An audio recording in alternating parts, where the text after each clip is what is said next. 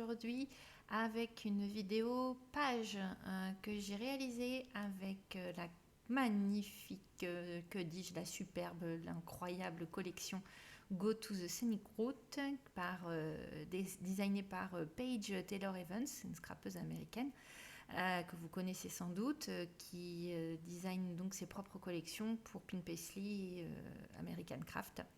Et donc du coup j'ai également utilisé donc le titre que l'on voit ici, le titre Explore.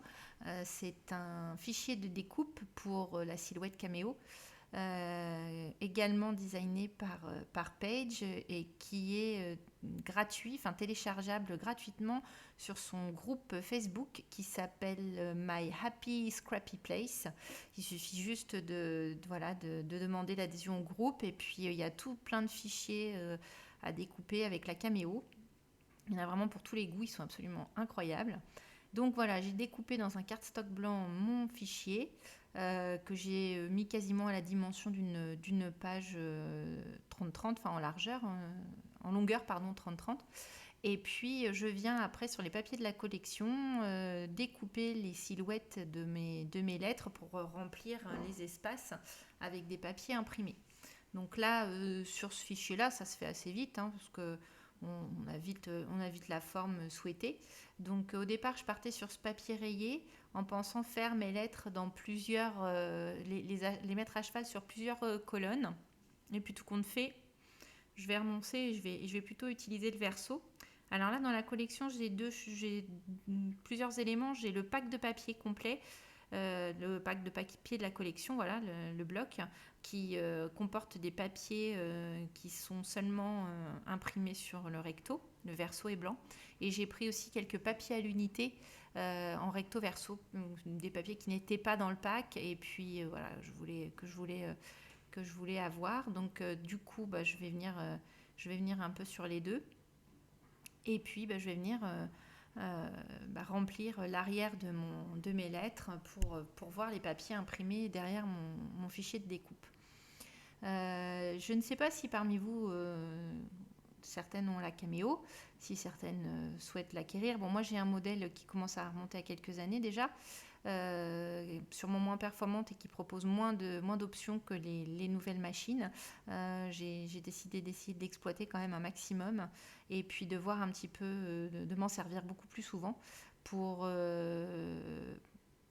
voir comment je l'intègre un peu dans ma routine scrap, on va dire, et puis envisager peut-être dans quelques temps, quelques mois, peut-être d'acquérir un nouveau modèle où on peut justement ajouter voilà, les options qui vous permettent de faire du foil, qui vous permettent plein de choses que je ne peux pas tout à fait faire avec la mienne, bien qu'il faut que je regarde si je ne peux pas adapter un petit bloc supplémentaire pour pouvoir écrire avec les stylos qui vous permettent d'écrire avec du foil. Donc je viens donc avec un petit flacon de colle avec un embout tout fin, mettre un peu de colle derrière ma découpe et puis je viens voilà mettre le papier imprimé sur la découpe et puis je viens évider les petites zones qui étaient juste là au niveau du X. Et voilà donc la finalité du cut file. Donc moi je trouve que l'effet est vraiment super sympa. Bon, j'avoue, il y a plein de belles choses en scrap. Il y a plein de collections. On est même débordé par toutes les nouveautés qui arrivent tout le temps, de toutes les marques. Voilà, il y a des choses magnifiques dans nos collections françaises. Moi, je suis une grande adepte aussi des collections espagnoles que je trouve pleines d'inventivité. Mais je dois avouer que sur ces collections-là, les collections de Paige, ça reste quand même. Il y a plein de choses que je trouve très jolies, évidemment, hein, mais là, celle-ci, j'ai vraiment un plaisir fou à les scraper. Voilà, je les trouve magnifiques d'une part, bon, ça c'est une chose, mais surtout, voilà, je m'amuse vraiment, mais c'est à chaque fois d'une simplicité, d'une rapidité avec ces collections. Voilà, c'est vraiment une récréation, on va dire. C'est vraiment un plaisir à travailler. Donc du coup, j'ai monté toute ma découpe doublé de ces papiers imprimés, sur de la mousse, de la mousse 3D, hein, la mousse d'activité manuelle là. J'achète ça en pack quand j'en trouve. Je vais dans les solderies, des choses comme ça, même si elles sont orange, rouge, verte, peu importe, puisque souvent ça me sert juste à mettre en volume, donc la couleur n'a pas d'importance. Et puis j'ai fait la même chose avec ma photo. J'ai vraiment relevé et la photo et la découpe pour avoir cet effet un peu en volume au-dessus de la page, qui, c'est vrai, le papier imprimé est quand même assez présent. Et donc, ça me le détache un petit peu du fond. Alors après, dans le pack de papier, je suis allée choisir un papier qui a des imprimés de grosses fleurs. Et je vais venir les détourer, en détourer un certain nombre pour venir habiller de part et d'autre ma découpe et ma photo. Donc là, le détourage est relativement simple parce que c'est des motifs qui sont assez gros et avec des lignes assez simples, voilà, assez stylisées. Il n'y a pas trop de détails, donc on peut facilement les détourer. Donc là, j'ai commencé par en ajouter une, et puis les autres vont venir ensuite. Et il y a dans la collection de papier ce superbe papier plein de détails. Alors là, c'est le plaisir du détourage. Donc du coup, moi, je vais détourer quelques éléments. Je l'avais même pris en double, hein, dans la collection pour avoir un papier complet à détourer, plus le verso derrière que j'aimais bien en termes d'imprimé. Donc du coup, je détourne le petit sac à dos qui est complètement raccord avec mon thème. Voilà, il correspond aux vacances de 2019, puisqu'en 2020, voilà, on a renoncé à partir. Et je viens compléter donc toujours avec mes petites feuilles de ce papier imprimé, mes petites fleurs, pardon, qui sont, voilà, assez, comme vous voyez, hein. Alors donc du coup, j'hésite pas à aller chercher mes fleurs dans les coins ou sur les bords, parce que comme elles vont être dissimulées, s'il en manque un petit bout, je m'arrange pour cacher le petit bout manquant sous mon papier ou sous ma photo. Ça permet d'utiliser toutes celles qui occupent le bord de la feuille, et puis de pouvoir garder les autres pour, je sais pas, un mini-album ou un endroit où on ne peut pas dissimuler qu'il en manque. Donc j'ai récupéré des petites feuilles dans le pack de die cut. En fait, il y a des die cut exclusivement fleurs ou feuilles. Il y a un paquet destiné à ça. Et puis il y a des paquets de die cut avec des petites cartes journaling, des petits éléments, des petites étiquettes. Donc là, j'ai utilisé le paquet de die cut juste pour rajouter les petites feuilles sous ma petite fleur orange. Du coup, voilà, en fait, je vais monter ma page, comme je le fais assez souvent. Je vais en fait fixer tous les éléments les uns aux autres au fur et à mesure, par couche en fait. Je colle cette fleur, je viens la mettre sous ma photo, je la fixe, et puis ensuite je viendrai fixer ma photo sur le titre, voilà. Je vais venir, en fait, chaque élément va venir se fixer les uns aux autres au fur et à mesure. Comme ça, je ne colle pas encore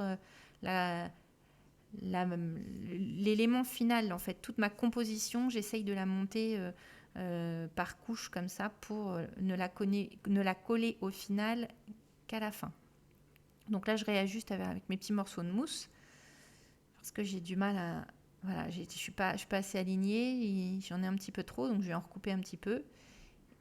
Et je viens fixer tous les côtés, comme ça je peux après me déplacer facilement sur mon papier, et puis je vais rajouter des petites choses en fond, donc ça me permet de voir un peu mon placement et puis de me repérer. Donc là je reviens compléter, hein. Vous voyez, je ne suis pas économe en mousse, hein, mais bon, sur ces plaques-là, c'est pas... voilà, ça demande deux manips, coller une première fois la mousse, puis coller une seconde fois l'élément sur notre fond de page, mais bon, ça permet de pouvoir en utiliser de manière généreuse, on va dire, parce que c'est vrai que les carrés de mousse autocollants ou les rouleaux de mousse autocollants, c'est quand même assez onéreux, donc quand on a une grande surface comme ça à coller, c'est pas trop mal ce système-là. J'aimerais en trouver de la mousse autocollante, mais je n'en ai pas, j'ai pas eu le loisir d'en trouver, malheureusement. Donc là, je vais venir faire quelques petites projections de gesso sur mon fond de page. Alors le gesso, on est un petit peu dans le même principe que de la peinture acrylique.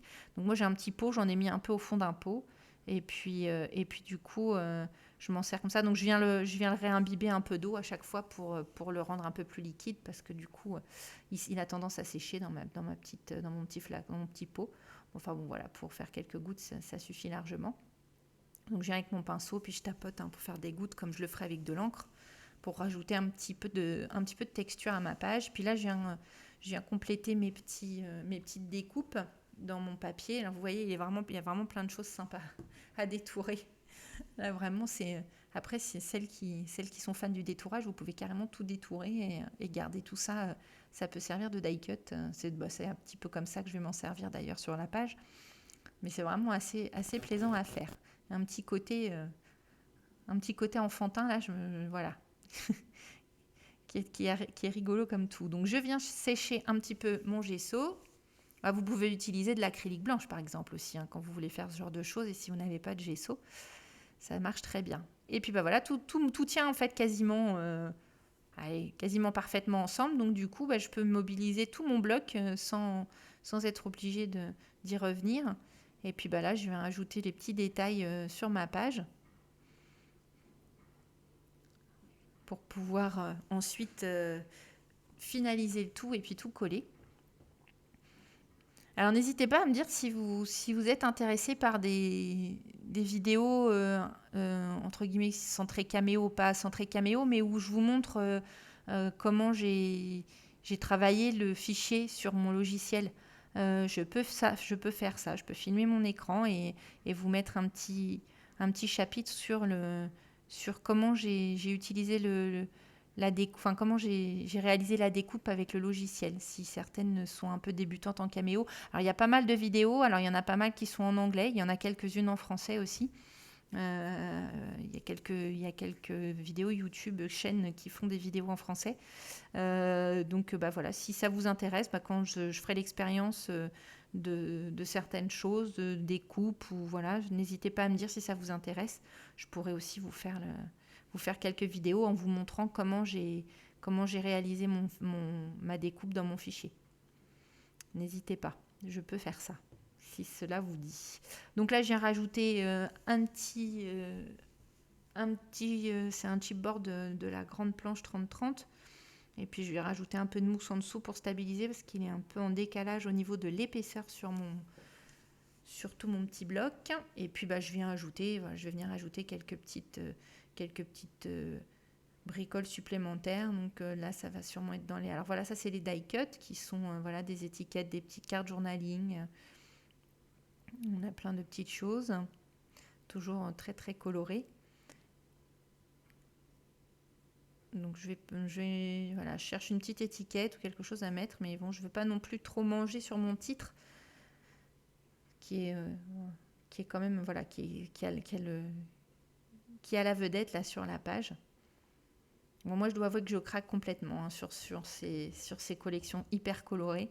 Ça me pose pas du tout de problème de les travailler. Au contraire, c'est un vrai bonheur pour moi. Dites-moi vous ce que vous en pensez, si c'est le genre de choses que vous aimez à travailler ou avec lesquelles vous êtes un peu mal à l'aise. Mais comme quoi on peut aussi associer ça avec un papier de fond, un cardstock blanc pour éviter le trop de couleurs. Mais là, sur celle-ci, vraiment, moi, la couleur me plaisait énormément. Voilà, j'ai un gros coup de cœur. De toute façon, toutes les collections de Paige, j'ai des coups de cœur à chaque fois.